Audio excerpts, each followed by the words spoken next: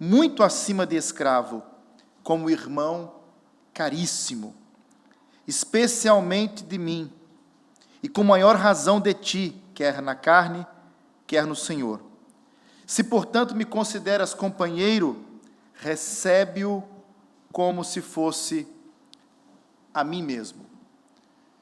Com base neste texto, nós vamos procurar elucidar um princípio claro do Evangelho, a lógica do Evangelho, destacando, com base no texto, a providência de Deus por detrás das coisas da nossa vida, a doutrina da imputação e também do perdão de Deus. E depois explicarei o que significa isto, imputação. Meus irmãos, há textos bíblicos que, pela sua brevidade, podem ser lidos rapidamente, mas que exigem de nós uma profunda atenção espiritual. Filemon, certamente, os versículos 15 ao 19, é um destes textos que podemos ler rapidamente, mas para compreender, não sem uma atenção especial, espiritual. Porque aqui Paulo, ele conduz-nos ao coração do Evangelho que é aplicado à vida, à nossa vida, a forma como Deus governa, dirige, preserva as coisas, governa a história, como a graça lida com a culpa que é real, e também com o perdão cristão que se ancora na obra substitutiva de Cristo na cruz. Nesses versículos, o apóstolo, ele não apela apenas ao amor de Filemon, e nem apenas à maturidade espiritual deste que abrigava uma igreja na sua residência.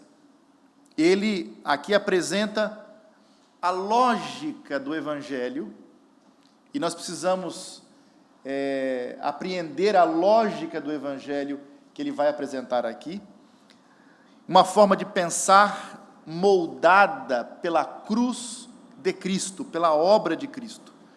E Paulo então ensina a Filemon, nesse texto, a interpretar ou a reinterpretar o seu passado à luz da providência de Deus, a lidar com a culpa à luz da imputação, olhando para os nossos pecados imputados em Cristo na cruz, portanto, lidar com a culpa à luz deste padrão do Evangelho, e a praticar o perdão à semelhança do Evangelho, como lemos no Evangelho.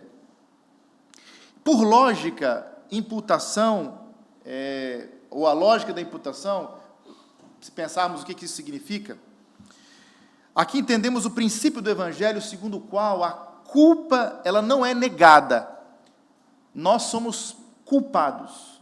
Diz a Bíblia em Romanos 3:23, porque todos pecaram e destituídos estão da glória de Deus. Não há nenhum santinho aqui. Todos pecaram, diz a Bíblia. Pecaram os ricos, pecaram os pobres. Pecaram os brancos, pecaram os negros. Pecaram todos. É o que ensina a Escritura. Por um só homem entrou o pecado no mundo, e com o pecado entrou a morte, e a morte passou para todos os homens, porque todos pecaram. Romanos 5:12. O salário do pecado é a morte, mas o dom gratuito de Deus é a vida eterna em Cristo Jesus, nosso Senhor. Romanos 6:23. Portanto, não há dúvidas, todos pecaram. Então, o Evangelho não nega a culpa.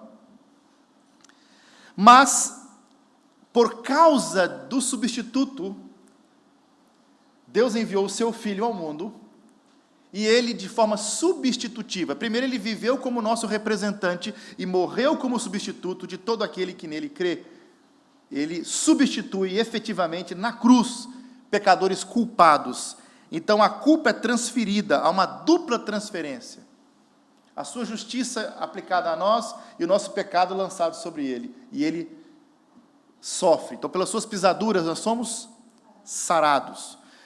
A justiça, então, a justiça de Deus não é ignorada, ela é satisfeita em Cristo, e não em nós, os culpados, que merecemos essa justa aplicação da justiça, da punição de Deus contra nós por sermos pecadores. Então, o pecador é reconciliado porque outro assume, nós somos reconciliados com o Deus Santo, porque outro assume o lugar. É a justiça aliena, como enfatizava Martinho Lutero, a justiça de outro. Nós somos salvos só pelas obras, não pelas nossas, pelas obras de Cristo. Ele satisfez o padrão e ele recebeu a punição devida aos pecadores, isto é, aqueles que se arrependem e creem, o seu povo. Ele paga pelos seus pecados, pelos pecados de todo aquele que crê. Note, no versículo 15, a providência de Deus, reinterpretando a dor. Então, o irmão está passando por alguma injustiça agora, ou talvez passou recentemente por alguma injustiça. E Filemon tinha passado por uma situação de injustiça. Então, Paulo aqui está apelando à providência de Deus, que está por detrás de tudo. Deus governa, dirige e preserva todas as coisas. Existe sim um significado básico das coisas que acontecem na nossa vida, e há por detrás um Deus que está no controle de tudo, e nada acontece fora do seu propósito. Note o que vai dizer no versículo 15: pois acredito que ele veio a ser afastado de ti, temporariamente, a fim de que o recebas para sempre.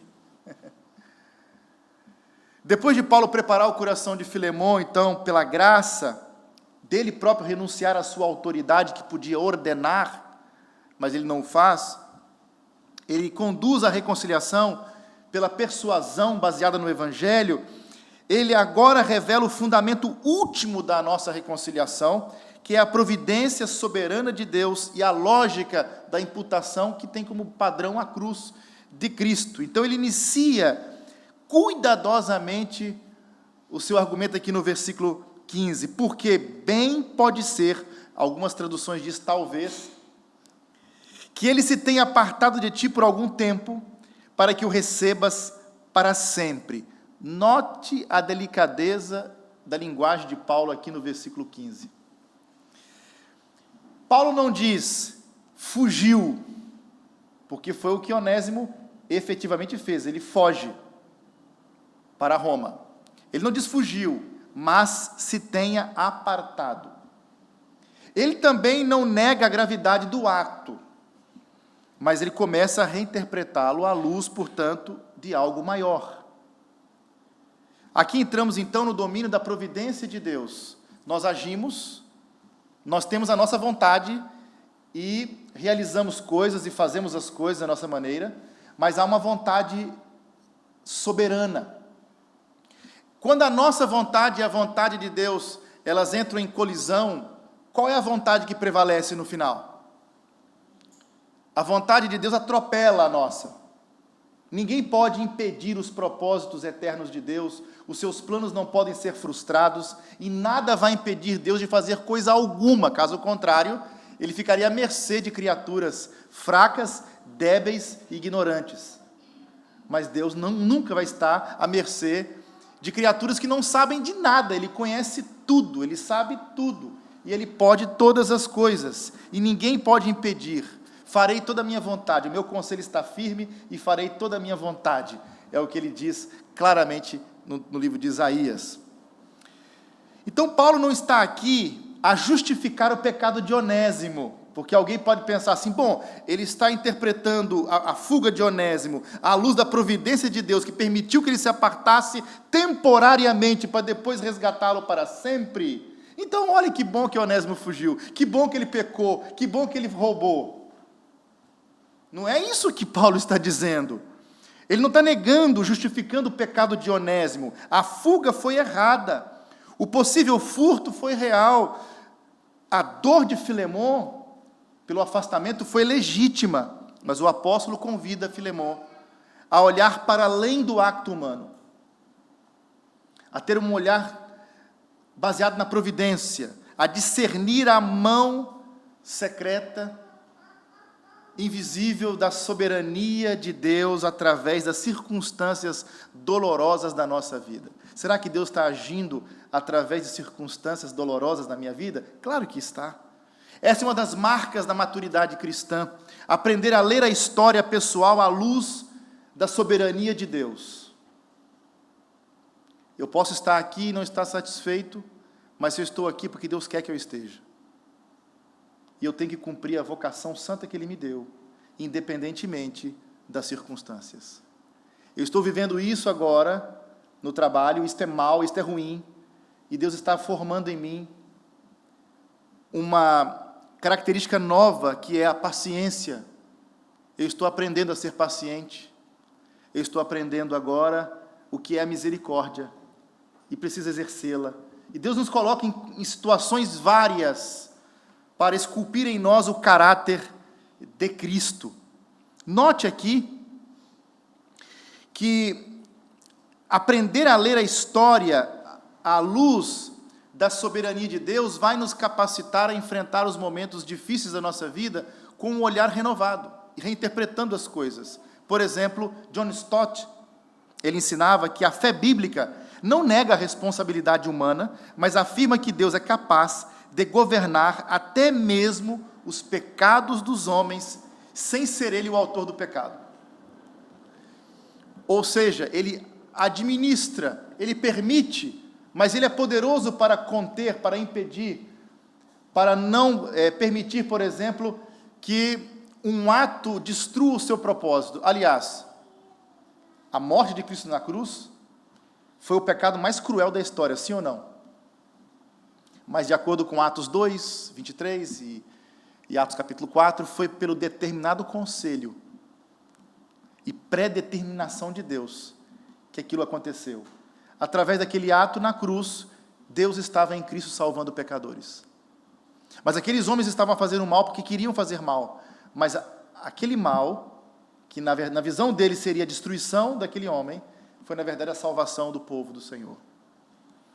Portanto, a intenção de quem está a executar o mal é só fazer o mal. A de Deus em permitir é fazer o bem e promover a sua glória. Deus é sempre bom em todos os seus caminhos. Nós cantamos aqui e nós hoje lemos o Salmo 145. Excelente escolha. Paulo ecoa aqui, portanto, a lógica do fundamento bíblico, semelhante a José. Leia depois Gênesis 45, Gênesis 50, versículo 20. Vós intentastes mal contra mim, porém Deus o tornou em bem. O que os irmãos de José queriam? Eliminá-lo, porque estavam com inveja dele.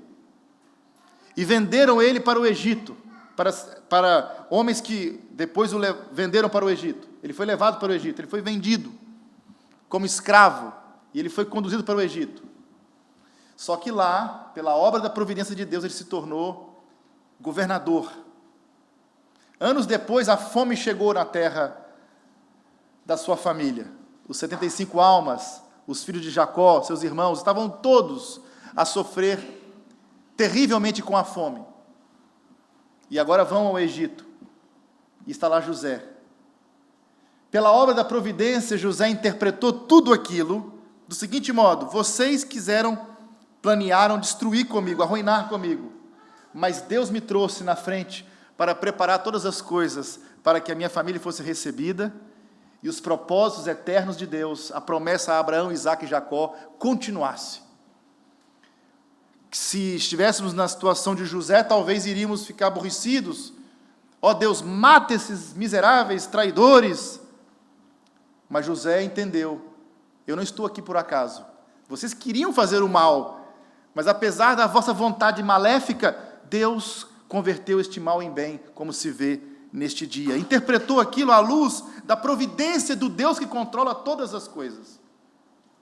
Então a separação ali de Onésimo, de Filemon, entre eles, foi temporária, mas o resultado é eterno. Filemon perdeu um escravo por um tempo, mas agora recebe um irmão caríssimo, amado, ele recebe para sempre. Essa perspectiva não elimina a dor. O facto de Deus estar no controle da nossa vida não elimina a nossa dor, mas dá significado às coisas. Não vale a pena somente criticar a fé cristã. Nós sabemos de onde viemos, nós sabemos para onde vamos. Há um significado e um propósito para a vida. Até a maior dor na nossa vida não é por acaso. Deus tem um propósito para todas as coisas. Todas as coisas cooperam para o bem daqueles que amam a Deus. E há coisas que eu não sei explicar o porquê delas. E Deus não me deve nenhuma satisfação. Afinal, Ele é Deus, não sou eu. Ele não tem que me dar nenhum tipo de satisfação daquilo que Ele faz. Aliás, os nossos governos, as autoridades, fazem coisas e têm os seus segredos. Os segredos de Estado, que nunca são revelados. Se os homens têm os seus segredos, não teria Deus os seus segredos também? Os seus planos, os seus propósitos, que não estão revelados para nós? Quem sou eu para reivindicar uma explicação clara e total? Deus, por que o Senhor fez isso? Me explique e faça o favor, porque caso contrário, eu não te aceito mais. Já pensou? Quem vai terminar mal com essa conversa? Apenas o indivíduo que está fazendo isso, porque Deus continuará sendo Deus, controlando todas as coisas para a sua glória, para o seu louvor e para o bem do seu povo. O Evangelho, então, não nos promete uma vida sem injustiças, mas oferece uma interpretação redentora da história. A providência não torna o mal bom, mas torna-o subordinado aos propósitos soberanos de Deus. Não é bom o que está acontecendo, mas isso vai se converter em bem, porque há um Deus, todas as coisas concorrem para o bem do seu povo. Eu não entendo isso agora. A igreja está sendo perseguida na Nigéria, crentes estão sendo mortos ali, há coisas terríveis acontecendo em várias partes do mundo. Eu não tenho uma explicação para o irmão do porquê exatamente daquele ato atroz, terrível. Eu não sei a razão exata, mas uma coisa eu sei: Deus é fiel às suas promessas, e nada pode nos separar do amor de Deus que está em Cristo Jesus, e no fim tudo vai concorrer para a sua glória e para o nosso bem, e cantaremos isso eternamente na glória do Senhor. Note o versículo 16, uma nova relação que transcende categorias humanas, porque ele vai prosseguir dizendo: não mais como escravo, antes muito acima de escravo, como irmão caríssimo, ou irmão amado, dependendo da tradução que o irmão utiliza. Então, aqui está uma das afirmações, eu penso, mais revolucionárias do Novo Testamento, e não é por meio de um manifesto público, mas por meio de uma transformação produzida pelo Evangelho. Paulo não está aqui abolindo a estrutura social existente na sua época. Havia escravatura naquela época. O que ele está aqui a fazer é introduzindo nessa estrutura um princípio que subverte-a a partir de dentro. Porque se a partir de agora eu vou olhar para o meu amigo, para o meu irmão, que pela estrutura social é escravo, e eu senhor, ele escravo, se a partir de agora eu vou olhar como meu irmão caríssimo, eu acabei com a lógica de funcionamento da escravatura a partir de dentro, pelo poder do Evangelho. Então é isso que Paulo está propondo com base no Evangelho. Onésimo regressa como um escravo no plano civil, mas já não pode ser visto apenas como escravo no plano espiritual. Ele é irmão amado. Então a nova criação em Cristo, ela não apaga as distinções sociais, elas continuam existindo. Nós já estamos, porque o processo da redenção, à luz da Escritura, há um clímax, há um momento em que entraremos no novo céu e nova terra. Mas na irrupção, ou seja, na chegada do reino e na inauguração do reino, já começa um novo padrão de vida já nesta realidade. Mas ainda vivemos nessa realidade, temos que trabalhar, tem patrões, tem empregados, tem governos, tem estruturas. O Evangelho não subverte, no sentido, não apaga essa realidade social, mas redefine a forma como essas distinções são vividas por nós nesse mundo. Paulo acrescenta, especialmente de mim, ele vai dizer, com maior razão de ti, quer na carne, quer no Senhor. Onésimo aqui pertence agora a Filemon de duas formas. Primeiro, pela relação terrena, e também agora pela comunhão espiritual. Então, isto intensifica, não diminui a responsabilidade ética de Filemon. O Evangelho revela a sua profundidade aqui no texto. Ele não cria uma espiritualidade, ou um padrão de espiritualidade desencarnado, assim dizendo, no sentido em que não há uma realidade concreta, prática, aplicada, mas ele transforma as relações reais entre nós. A fé cristã nos permite, portanto, que se trate um irmão em Cristo, não permite que se trate um irmão em Cristo com dureza, não permite que se trate um irmão em Cristo com desprezo, e não permite que se trate um irmão em Cristo com vingança. Então, a fé cristã, eu posso me vingar de alguém, eu posso odiar alguém, eu posso ser duro com alguém, mas eu não posso ser duro com alguém, odiar alguém, me vingar de alguém, inspirado pelo Evangelho. Eu dizer assim, olha, eu estou me vingando de você aqui, em nome de Jesus, cheio do Espírito Santo. Eu te odeio, eu quero acabar com a sua raça, e eu estou guiado pelo Espírito Santo. Ninguém pode falar isso. Quem pode dizer isso? A pessoa faz isso, mas não é a luz do Evangelho. Porque, mesmo que haja uma culpa real, o padrão do Evangelho não é esta via. Aliás, quem vai aplicar justiça, se tem alguém justo, para aplicar justiça, é o Deus Todo-Poderoso. E a comunidade cristã, ela só pratica os atos de disciplina, por exemplo, num plano puramente congregacional, e não num plano temerário. Por exemplo, nós não temos o poder de lançar nenhuma pessoa no inferno. É Deus que tem essa autoridade de emitir juízo temerário, definitivo, sobre as pessoas. Então, este versículo, ele confronta-nos com uma pergunta, eu diria, inevitável. Nós somos capazes, será que nós somos capazes de ver aqueles que nos feriram, à luz da nova identidade que Cristo lhes concede? Imagina alguém que te feriu, mas agora se converteu, se arrependeu.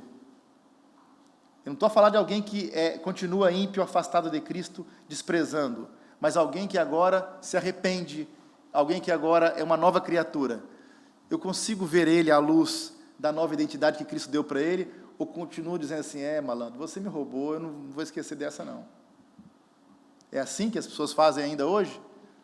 Nós que somos crentes, o Evangelho exige que aprendamos a olhar para os outros não apenas como eram, mas como agora eles são em Cristo Jesus.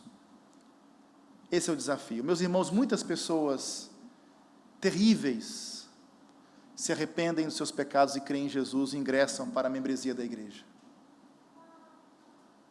E nós estamos numa cidade em que quase não, nossas vidas não se cruzam, mas as pessoas sabem que em cidades pequenas, aquele indivíduo que nos atormentou agora quer fazer parte da igreja. Esse não, pastor, esse aí manda para outra cidade. Aqui em Lisboa é mais fácil, porque basta ele procurar uma outra congregação, não é, que fica aqui ao pé. Mas em lugares pequenos é aquela mesma igreja. Eu recordo-me quando eu estive como pastor na Ilha das Flores, não tinha outra. Ou ia para aquela ou não tinha para onde ir. E então? Aquele humilhante, aquele perverso, aquela pessoa difícil, aquele que te maltratou na escola, aquele que... Como é que faz agora? Como é que faz? Portanto, é muito fácil nós criarmos mecanismos de fuga da realidade, mas o Evangelho nos confronta desse modo. É esse fugitivo aí, o Onésimo, recebe-o como irmão amado, Filemão. Ele mudou de vida, ele se arrependeu, ele creu em Jesus, ele é uma nova criatura. Perdoa ele. Olha os versículos 17 ao 19, a imputação como fundamento do perdão, porque aqui Paulo está usando a base do Evangelho. Nós chegamos aqui ao coração da carta, literalmente no coração, porque Paulo escreve, se pois me consideras companheiro, recebe-o, como a mim mesmo. Que frase extraordinária. Paulo identifica-se plenamente com o Onésimo aqui. Receber o escravo, portanto, é receber o apóstolo. E aqui vemos uma antecipação da doutrina da união e da representação. Alguém é recebido com base na posição de outro. Então, como é que o irmão tem coragem de se aproximar do Deus Santíssimo? Como é que o irmão tem coragem de fechar os seus olhos e tentar estabelecer uma comunicação com um Deus perfeito, justo, santo, fogo consumidor, que tem uma lei que foi quebrada. Como é que nós conseguimos fazer isso? Porque estamos unidos a Cristo, e Ele nos representa. É por causa de Jesus que nós conseguimos ter um culto agradável a Deus, que conseguimos cantar louvores e Deus recebeu nossos louvores. É por causa de Jesus. Então, Paulo está aqui dizendo, se você é meu companheiro, recebe-o como se fosse a mim mesmo. Ele está usando a lógica do Evangelho, e ele vai mais longe. E se algum dano te fez, ou te deve alguma coisa, lança tudo isso em minha conta. O Filemon, ele levou alguma coisa? Deve alguma coisa? O prejuízo foi grande? Olha, ponha tudo isso na minha conta. Recebe como recebe a mim e ponha isso na minha conta. É exatamente o que o Senhor Jesus fez por mim. Ele me representa diante de Deus. E Ele pôs a minha culpa, a minha dívida na conta dEle. E Deus me recebe como recebe o seu Filho, em seu seio, em sua presença, em sua santa comunhão. Paulo está usando a mesma lógica do Evangelho para orientar a reconciliação aqui. Então aqui temos uma das ilustrações mais belas da doutrina da imputação em toda a Escritura. Onésimo tinha uma dívida real. Paulo não nega, ele não relativiza. Esse é o problema também. Não, mas não foi tão grave assim. Foi grave sim, senhor. Uma das coisas que eu tenho dificuldades é quando as pessoas negam as suas culpas. Nós somos um povo, pessoas que têm culpa, mas nós temos um Salvador que nos perdoou essa culpa, e nos colocou diante de Deus, e Ele recebe a glória, não nós, porque o grande problema é que o indivíduo quer ter glória ainda, bater no peito, que é o bom, que é o justo, que é o santo. Quem pode bater no peito, irmãos? Aliás, quem bate no peito desce não justificado, mas aquele que se humilha, esse é exaltado. À luz da Bíblia, todos nós carecemos da misericórdia, da graça e do amor de Deus. E, portanto, Paulo não está negando que Onésimo tem a culpa. A culpa existe, o prejuízo existe. O que Paulo faz aqui é, eu ofereço-me como fiador. Tem a dívida? Eu ponho como fiador. Filemon, está resolvida aqui a situação.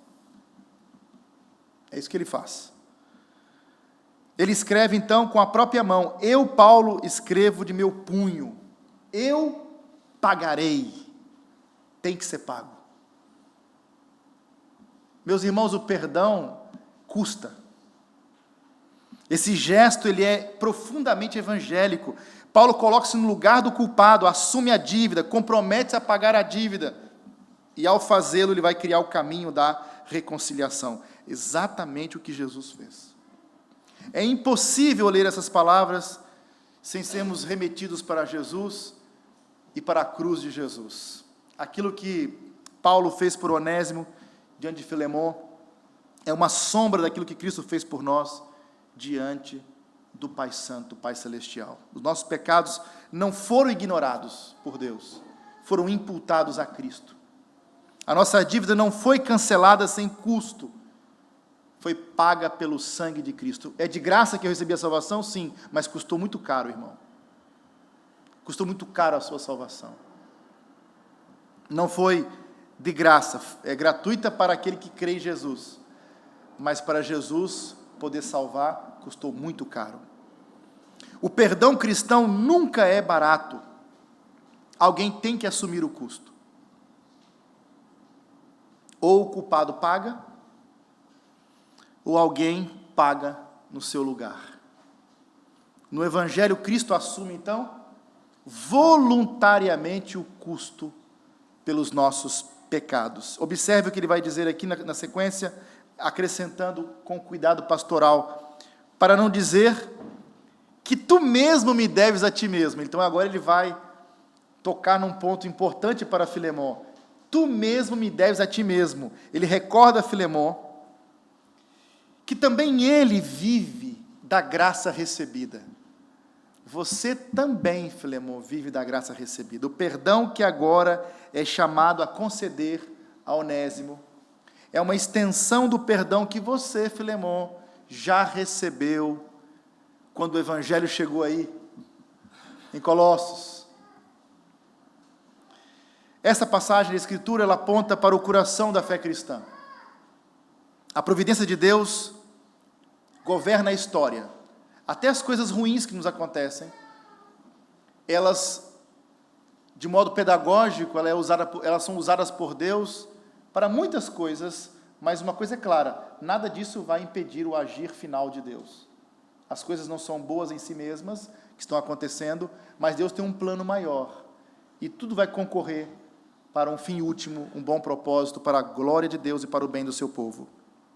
A imputação dos pecados em Cristo resolve a culpa. O perdão restaura a comunhão com um Deus santo. E tudo isto converge, portanto, na cruz de Jesus Cristo, onde vemos a misericórdia de Deus e onde vemos a justiça de Deus. Para perdoar um pecador, alguém tem que pagar. Cristo pagou. Então, justiça satisfeita. Mas quem foi que morreu naquela cruz? O seu unigênito, como lemos hoje em 1 João capítulo 4. Deus enviou o seu Filho unigênito para nos perdoar.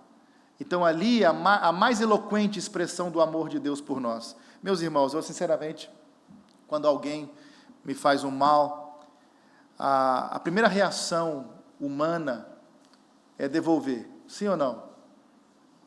Se não estiver orando em comunhão com Deus e buscando devolver pelo menos assim, umas respostinhas pelo menos, né?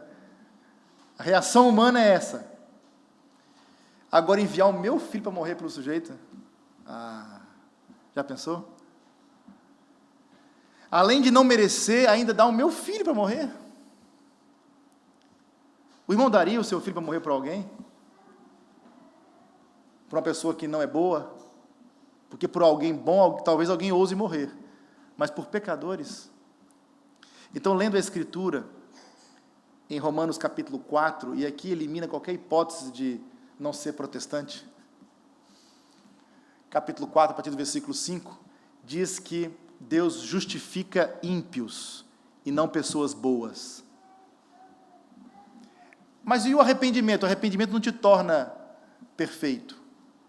O arrependimento é o reconhecimento dos seus pecados, de suas falhas, de que falhou com Deus, e de que você não é capaz de salvar a si mesmo, e de que, de fato, você merece o castigo, e você coloca a sua fé, a sua confiança em Jesus Cristo. Quando isso acontece, quando há arrependimento e fé, Deus salva o pecador, muda as disposições do seu coração, e a partir de agora, pela primeira vez, você começa a viver para Deus, para agradá-lo. Não é perfeito, mas o seu alvo é esse. Qual é o desejo do seu coração? Não é fazer a vontade de Deus, sim ou não? Mas isso começou a partir do momento em que Jesus mudou o seu coração pela fé. E Paulo está ensinando aqui para Filemon. Filemon, agora o padrão vai nessa direção. Jesus é aquele que assume a nossa dívida, reinterpreta a nossa história e nos devolve ao Pai, não apenas como servos, mas como filhos e irmãos. Aqui a experiência real de Filemon ilustrou o Evangelho. Filemon, estou te devolvendo aí o escravo, olha, mas ele é irmão caríssimo. Outrora éramos assim, mortos em pecados, escravos de Satanás, perdidos, e agora somos filhos, co-herdeiros com Cristo, herdeiros também com Ele, todas as coisas. Esse texto confronta-nos, ensina-nos que o perdão cristão não é ingênuo, ele não é supérfluo, não é como aquele que tenta dizer assim, peraí pastor, eu acho que o irmão não entendeu ainda, é preciso mudar a sua perspectiva. Aí chega o irmão para a irmã, irmã, não, a irmã não entendeu bem o que aconteceu, aquilo não foi mal, aquilo foi, não foi. Aí então está perdoado. Como você conseguiu me convencer que aquilo não era mal? Pelo amor de Deus. O perdão de Deus não é essa maldade da sagacidade humana, da retórica, de tentar dar a volta no outro. Não, ele falhou mesmo. Pois eu falhei. Então, Você se arrepende? Sim, está perdoado. Me dá aqui um abraço. Vamos acabar com isso. E não é tentar dizer que foi uma outra perspectiva e não sei o quê. Não, não. Aconteceu o erro. Reconhece o erro? Sim, eu reconheço. Me perdoa, irmão. Amém, irmão. Está perdoado. Dá aqui um abraço. Vamos seguir em frente à luz do Evangelho, novidade de vida. Esse é o padrão do Evangelho. E nós, às vezes, tentamos fugir ou da culpa, reinterpretando as coisas, negando culpa, ou não perdoando quando alguém se arrepende de verdade. Então, é preciso haver aqui um padrão claro do Evangelho para nós. Deus não ignora o pecado, mas Ele assume em si mesmo a culpa para salvar. Ele não assume a culpa, mas Ele assume a punição para salvar o pecador. Portanto, esse texto revela para nós a profundidade do Evangelho, uma lógica que vê à luz, a história à luz da providência de Deus, trata a culpa com seriedade, com base na lógica da imputação, e pratica o perdão com base no sacrifício substitutivo de Cristo. A vida cristã, ela é sacrificial, não posso negar isso. Não é fácil. Mas Ele nos deixou o exemplo, Ele já fez, Ele abriu o caminho, e Ele concede forças para fazermos as coisas certas. Esta lógica não é natural, essa lógica é uma lógica redentora. Você quer uma lógica mesmo, puramente terrena? Tentando colocar as coisas em termos puramente terrenos? Então nós devemos seguir, talvez, o único padrão que tinha, que era o padrão da lei do Velho Testamento, sem a obra de Cristo, sem a imputação, sem o sacrifício, sem cruz, sem Jesus. Então a obra é, olha, é assim, então punição é essa, dá aqui uns açoites nele, se calhar até resolvi alguns casos, mas não vai trazer salvação, não é evangelho, não vai reparar as coisas entre nós, o povo de Deus. Portanto, esta lógica que transforma conflitos em oportunidades de graça. Quando alguém me faz um mal, no primeiro momento só é o mal que está feito, mas está ali uma oportunidade de graça, da graça de Deus ser manifestada. Ofensas podem se tornar instrumentos de redenção, e relações quebradas podem se tornar testemunhos vivos do poder do Evangelho. Quando uma pessoa se reconcilia com a outra, quando uma pessoa se arrepende e outra perdoa, nós estamos a ver a aplicação da dinâmica do Evangelho nas nossas vidas, no nosso dia a dia. Que isso seja real em nosso meio. Que não seja apenas uma leitura semanal da Bíblia, do tipo, que coisa linda, Senhor, que coisa linda é Filemon ter um prejuízo tão grande com Onésimo, e agora Paulo escreve, recebe de volta como seu irmão amado. Mas ele me roubou, sim, mas é como irmão amado. Põe na minha conta se tiver alguma coisa. Ah, que coisa maravilhosa. É tão fácil, é tão tranquilo ler isso. E quando acontece na sua vida, irmão? E agora? Cristo, o Evangelho, a resposta está no Evangelho. A resposta está na Bíblia. Pode ser que eu não tenha forças humanas. Eu não estou dizendo que eu tenho, que o irmão tem. Mas Deus nos concede forças para vivermos à luz do Evangelho e a praticá-lo no nosso dia a dia. E que essa força do Evangelho venha fluir nessa comunidade. Que Deus derrame o seu poder, o seu Espírito Santo, quebrando toda a oposição e toda a resistência ao Evangelho da graça de Deus, salvando, transformando, redimindo nossos corações e enchendo nosso coração de Cristo, do Espírito Santo. O que eu preciso é disso, esse amor que supera todas as coisas, que é o amor de Deus em Cristo Jesus.